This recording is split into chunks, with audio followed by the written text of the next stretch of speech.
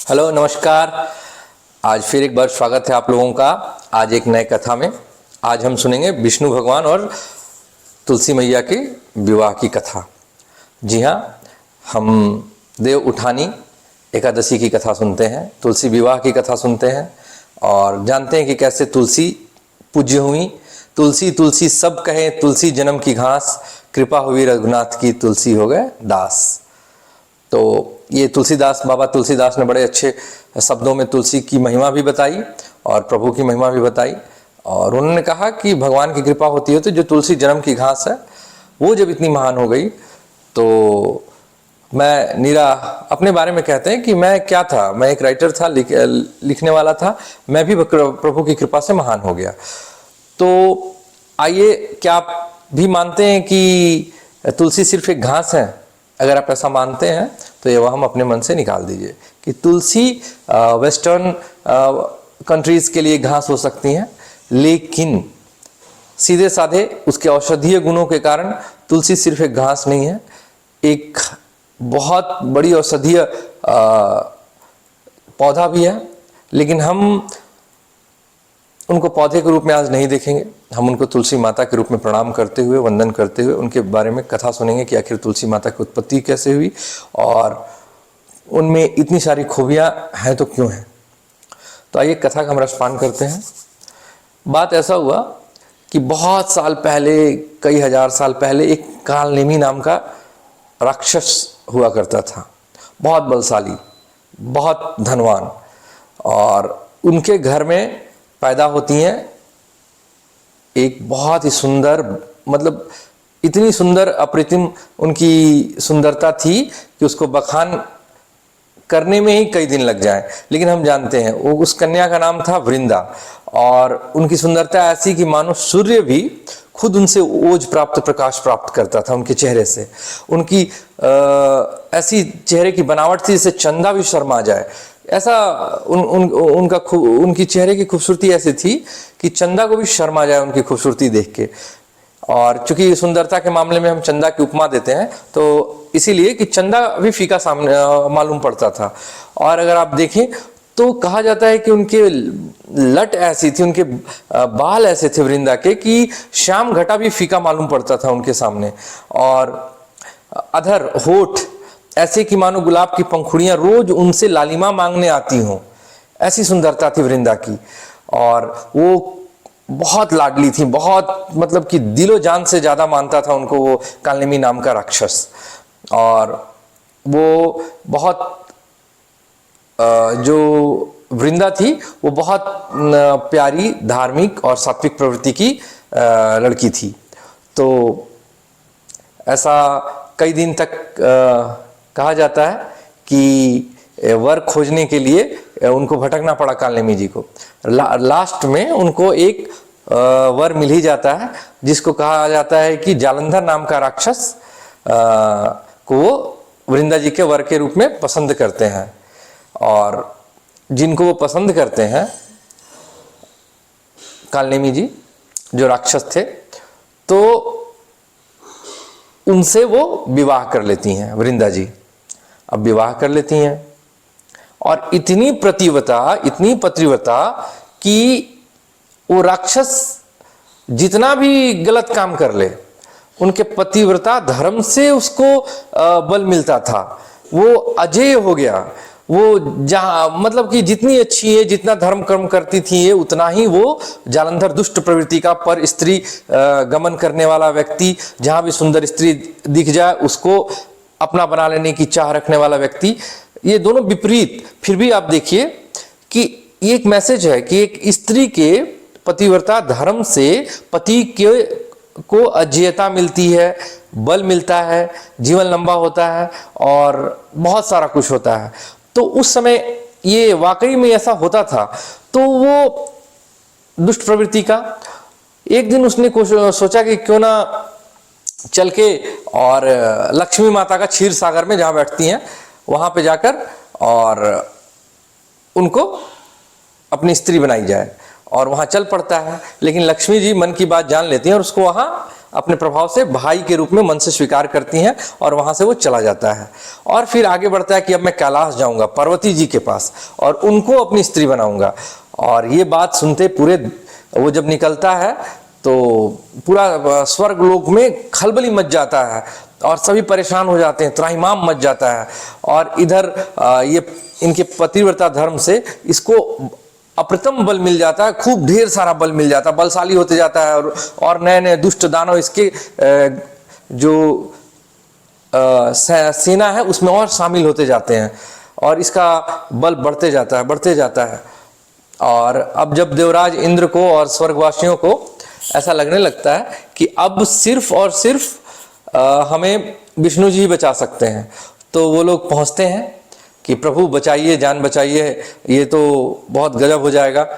तो माना जाता है कि विष्णु जी हमेशा से काम आते हैं देवताओं के, कभी मोहिनी के रूप में, कभी किसी रूप में, क्योंकि उनके मन में एक बार आपको याद होगा कि नारद जी ने फेस मांगा था उनसे कि बहुत सुंदर बना दिए। उस समय भी बहुत गजब का उन्होंने काम किया था चेहरा बनाने को लेकर। नारद जी का चेहरा ऐसा कर दिया था, तो उनको चेहरे बनाने में महारत हासिल है, मन मोहने वाले में।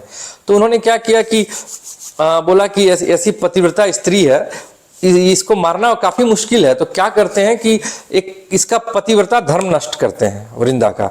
जब ये इसका पतिव्रता धर्म सतीत्व नष्ट हो जाएगा तो इसको बल मिलना बंद हो जाएगा, ये जो जालंधर है, तभी हम इसका कुछ बिगाड़ पाएंगे जालंधर का। क्योंकि पतिव्रता स्त्री के तप में, धर्म में जो पावर है वो इस दुनिया में सबसे बलशाली पावर के रूप में माना जाता है, शक्ति के रूप में माना जाता है।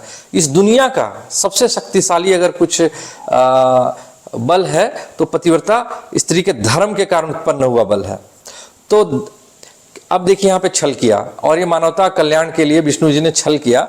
उन्होंने रूप बनाया और जालंधर का रूप बनाया, और जैसे ही वो इनके सामने, वृंदा के सामने आते हैं, वृंदा भाव विह्वल हो जाती है अपने पति को देखकर। सिर्फ कर्म से नहीं, दिखावे के लिए, वो दिल से अपने पतिव्रता धर्म का पालन करती थी और वो भाव विह्वल हो जाती हैं। और फिर रात्रिकालीन में शयन कक्ष में प्रणय लीला भी होता है। और जैसे ही इस बात का पता चलता है सुबह में इनको, उधर तो जैसे ही ये प्रणय लीला आरंभ होती है वैसे ही उधर युद्ध में वो मार दिया जाता है, शर धड़ से अलग हो जाता है जालंधर का, क्योंकि पतिव्रता धर्म भंग हुआ, सतीत्व भंग हुआ और वो उधर जालंधर की मृत्यु हो जाती है। और अब जब इनको मालूम पड़ता है वृंदा जी को कि मेरे पति को ऐसे ऐसे छल करके और विष्णु जी ने मार डाला है, तो उसी क्षण सभी देवता वहाँ प्रकट होते हैं और वो काफी क्रोध में रहती हैं।